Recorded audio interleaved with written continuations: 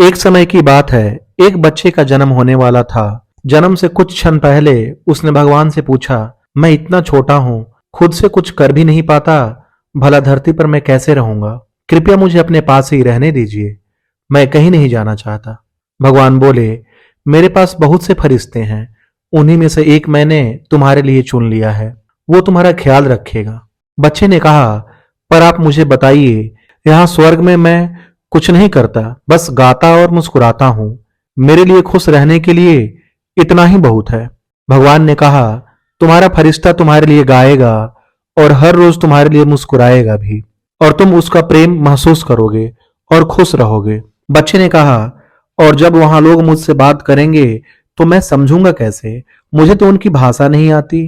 भगवान ने कहा, तुम्हारा फरिश्ता तुमसे सबसे मधुर और प्यारे शब्दों में बात करेगा, ऐसे शब्द जो तुमने यहां भी नहीं सुने होंगे। और बड़े धैर्य और सावधानी के साथ तुम्हारा फरिश्ता तुम्हें बोलना भी सिखाएगा। बच्चे ने कहा, और जब मुझे आपसे बात करनी हो तो मैं क्या करूंगा?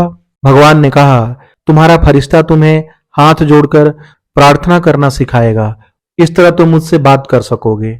बच्चे ने कहा, मैंने सुना है कि धरती पर बुरे लोग भी होते हैं, उनसे मुझे कौन बचाएगा? भगवान ने कहा, तुम्हारा फरिश्ता तुम्हें बचाएगा, भले ही उसकी अपनी जान पर खतरा क्यों ना आ जाए।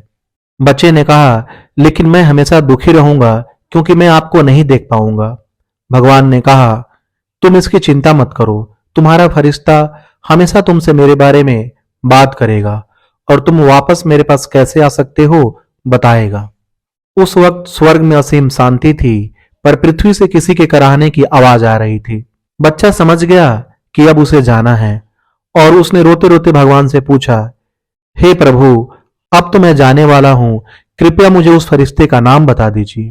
भगवान बोले, फरिश्ते के नाम का कोई महत्व नहीं है, बस इतना जानो कि तुम उसे मां कहकर पुकारोगे।